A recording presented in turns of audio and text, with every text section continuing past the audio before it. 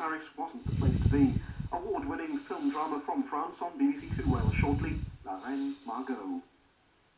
On BBC One Wales, the Christmas Day news now with Anna Ford.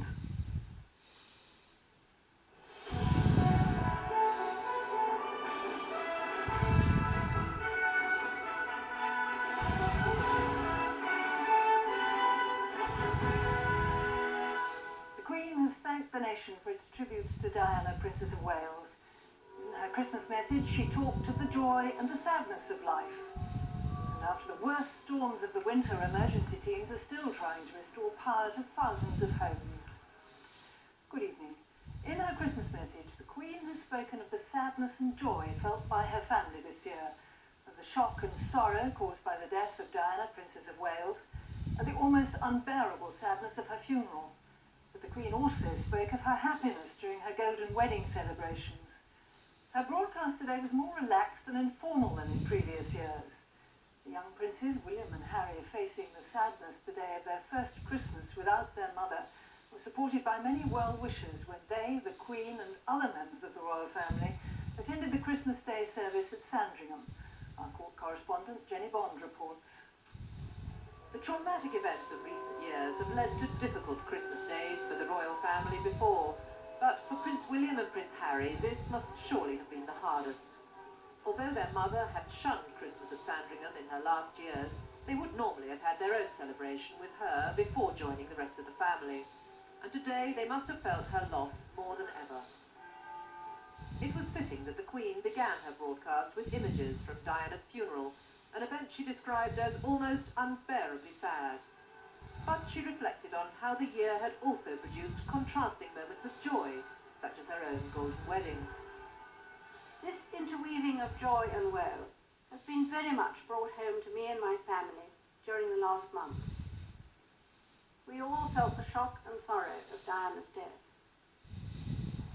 Thousands upon thousands of you expressed your grief most poignantly in the wonderful flowers and messages left in tribute to her.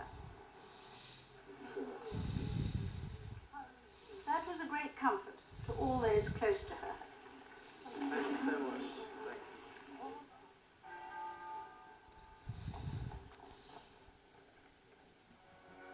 Specially shot pictures show how, 2 months later, the princes had found the strength to laugh again when they returned to Westminster Abbey for their grandparents' wedding anniversary, a day the Queen says was a tremendously happy one. There's also a rare look behind the scenes at the Commonwealth Heads of Government meeting in Edinburgh. It was very nice having everybody here last night. Well, we enjoyed it very much. Such meetings, says the Queen, show that unity and diversity can go hand in hand. And she follows that with a direct comment on devolution. Recent developments at home, which have allowed Scotland and Wales greater say in the way they are governed, should be seen in that light, and as proof that the kingdom can still enjoy all the benefits of remaining united. Being united, that is, feeling a unity of purpose, is the glue that bonds together the members of a family, a country, a commonwealth. And today at Sandringham, the royal family were united in their determination to make the day as happy as possible, in spite of the short passage of time since the princess's death. The Queen's final thoughts in her broadcast were that the world needs kindness now more than ever. There was kindness in abundance among the crowds, and appreciation that the monarchy is endeavouring to show a more human face after the tragedy of Diana's death. Jenny Bond, BBC News. The Archbishop of Canterbury urged the Church to help bring about a society that took better care of single mothers, the poor, refugees, and the young unemployed. In Rome, the Pope, in his Christmas address, called on everyone to remember those who yearn for freedom and an end to violence. On the day when the world's Christian leaders make their traditional appeals for peace and reconciliation, issues closer to home were in sharp focus at Canterbury Cathedral.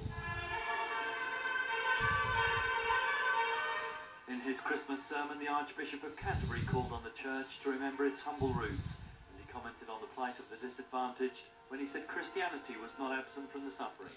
Not absent from the poor, the broken-hearted, the refugee and the homeless. Not absent from the single mother, the person living on the breadline. Meanwhile, a frail-looking Pope who's had to reduce his workload for health reasons delivered his customary message from the Vatican balcony in Rome. Be blessed. May the joy of Christmas and the peace with the birth of the Savior brings into the world be in your hearts forever. The 77-year-old leader of the Catholic Church told a crowded St. Peter's Square not to forget the homeless, the unemployed, and people around the world still yearning for freedom. A message which will have been well received in communist Cuba, where the Pope is to make a historic visit next month. Today, Cubans were allowed officially to celebrate their first Christmas for nearly 30 years since it was abolished as a holiday. The relaxing of attitudes has led to something of a religious revival, but the more familiar exchange of gifts among family members remains the exception in a country where many young Cubans have no idea what Christmas is all about. John McIntyre, BBC News. Engineers are still trying to restore power to thousands of homes after overnight storms battered many areas of the country. Power supplies were cut as winds of up to 90 miles an hour caused havoc in North Wales and Cheshire, as well as parts of Northern Ireland, the northwest of England and southwest Scotland. Winds gusting up to hurricane force battered many parts of the country last night and throughout the day. Among the worst hit was this holiday village at Prestatyn on the North Wales coast.